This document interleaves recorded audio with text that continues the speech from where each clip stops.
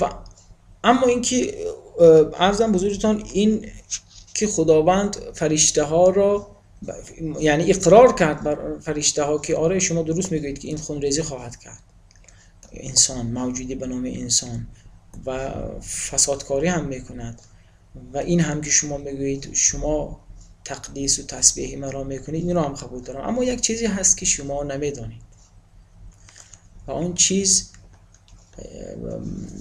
هست که آدم را لایق و سزاوار و شایسته خلافت جانشینی من میکنید و اما شما توان آن را ندارید و اون چیز چیست؟ و این است که میگه خداوند میفرماید و علم آدم الاسماء کلها ثم عرضهم علی الملائکه. خداوند یک سلسله اسماء را به انسان به حضرت آدم آموخت و سپس آن را به فرشته ها عرضه کرد، همون اسما رو. توجه هستید؟ فقال انبئونی باسماء هؤلاء، حالا شما اسمای این موجودات را به من خبر بدهید، مرا خبردار کنید از این. اگر شما راست میگویید که شایسته خلافت و جانشینی شما هستید، اگر در این دعوای خود راست گو باشید، حالا بگویید و من این را. قالوا سبحانك لا علم لنا، یعنی اونها نتوانستند تحمل کنند علم به آن اسما را. گفتند ما علمی نداریم جز آنچه که خودت ما را آموخته خداوند.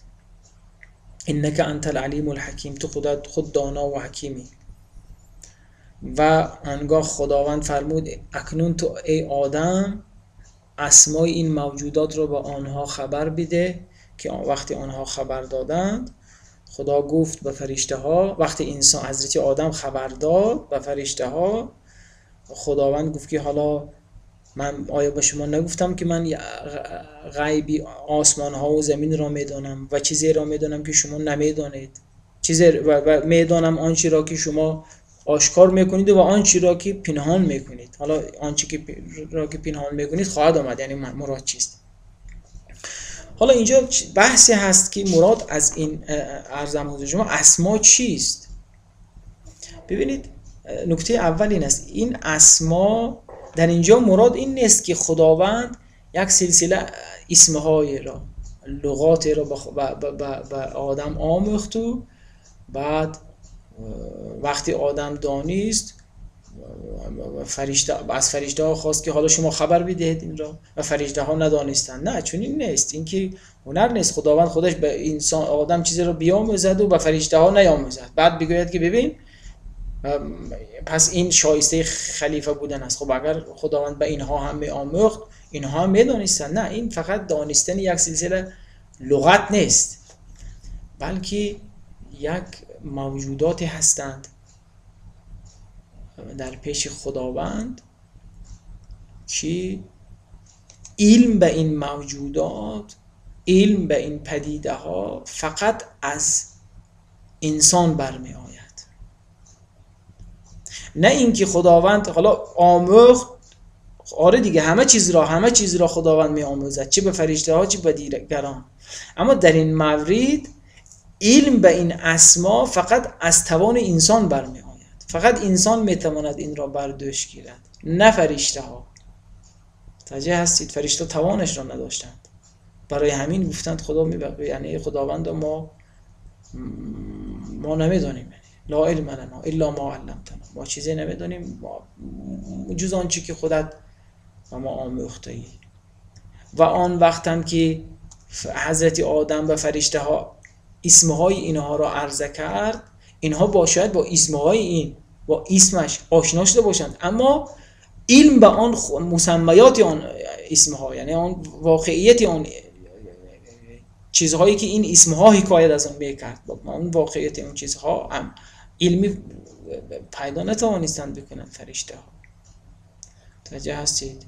در مراد از این که حالا این اسما چی بود روایات فراوانی داریم و حتی بعضش زید و نخیزن، اما اگر ما بیاییم با خود قرآن را نگاه کنیم شاید مراد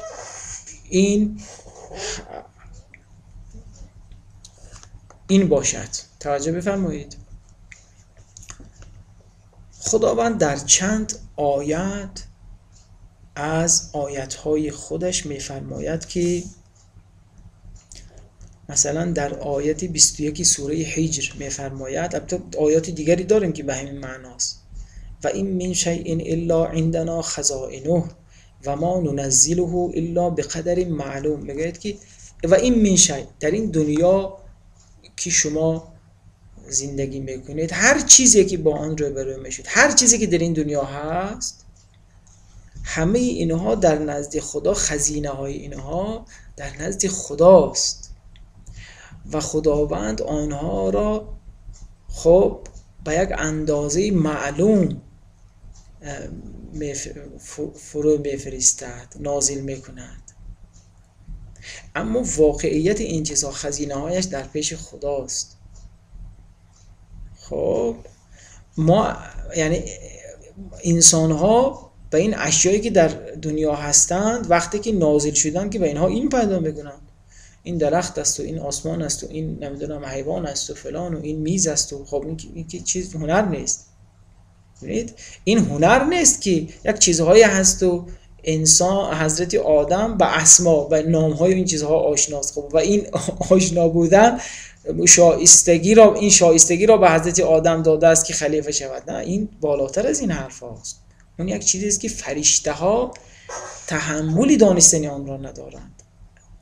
و با توجه به این آیت معلوم میشود که اشیایی که در این موجوداتی که در این دنیا هستند قبل از نزولشان از پیش خداوند، خب قبل از اینکه کثرت پیدا کنند، در اون حالت وحدتشان که در پیش خداست، انسان توانایی این علم به آنها را میتواند پیدا کند. متوجه هستید؟ اینجا هم من نمیخوام تشبیه کنم که آنچه که مثلا افلاطون از عالم موصول میگوید مثل این است، اما تقریبا همانند آنه. متوجه هستید؟ و این من شیء الا عندنا خزائنه یعنی چی؟ خداوند میگوید که هر آنچه که در روی دنیا هست، هر موجودی که در جهان هستی شما میبینید، اینها یعنی آنچه که شما میبینید اینا بعد از نزول است، اما قبل از نزول در پیش خدا به صورت دیگر بود. خزینه هایش در پیش خداست و ما به قدر معلوم اینها را نازل کردیم. به قدر معلوم یعنی با اندازه های معین. عرضم حضور شما یعنی کثرت پیدا کردند، تعدد پیدا کردند در این جهان، اما در پیش خدا در خزینه ها اینا با اون وحدت دارند، هیچ کثرتی نیست. حالا اگر کثرتی همونجا متصور باشد، کثرتی به مراتب است. متوجه هستید؟ و انسان توانایی علم به آنها را دارد. متوجه هستید؟ لذا بعضی ها در رابطه با نه تنها افلاطون بلکه خیلی از فلاسفه مثل مرحوم فارابی یا عرفای ما به این عالم موصول اعتقاد دارند. مولوی در مثنویش دارد که هر چیز، هر موجود در این عالم در عالم موصول یک مثال دارد و این آنچه که ما میبینیم سایه آن است. مثلا حالا اون تعبیرش است، تعبیر قرآن نه، و ما ننزله الا بقدر معلوم، ما آنها را از پیش خدا، از خزینه های خدا فقط با یک اندازه های معلوم و مشخص فرود می آوریم که شما دیگه همه میتوانند ببینند. این هنر نیست، علم پیدا کردن به اشیای موجود در اینجا در این دنیا، این هنر نیست. اگر فرشته ها نمیدونن اینجا که همین چیز باشد که این آدم را لایق برای خلافت کرده باشد، نه، اینها قبل از نازل شدن وقتی که پیش خدا هستند بر آدم توانایی علم به آن را پیدا میکنند. جستید و اینها حالا تفصیلش اینجا نیست، تفصیلش رو باید در بحث های یک کم بالاتر اینا ما شرح بدیم، چون خیلی بحثی کمی سنگین است و دشوار است. بعد عرضم حضورتان اینجا بود که فرشته ها نتوانستند آن چیزها علم پیدا کنند،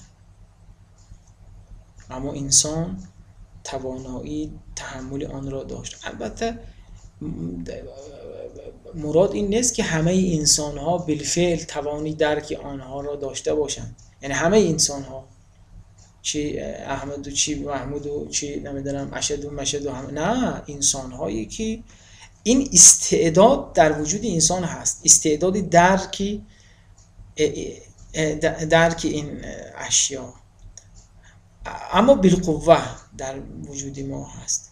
برای اینکه به فعلیت برسد باید انسان مثلا پیامبر باشد یا از اولیاء الله باشد، بعد میتواند درک کند، و الا انسان‌های عادی که نه توانی درک این را ندارند. بالقوه هست در وجود هر انسان، این استعداد هست. متوجه هستید؟ میتواند اگر شکوفا شود اون استعداد، میتواند به فعلیت برسد و انسان توانایی درکی موجوداتی همون اسما را داشته باشد، اسمایی که در این آیت خداوند اشاره کرده است. عرضم حضور شما این بود تمام تفسیر در مورد این چند آیت. یک بحثایی هست که شأنش بالاتر از این درس هایی است که باید نیاز دارد به مقدمات سنگین، بحث های کلامی یا فلسفی که دیگر من لازم نمیدونم، ضرورتی نمیبینم که اینجا مطرح کنم. و صلی الله تعالی علی خیر خلقه محمد و اهل بیته و صحبه المنتجبین.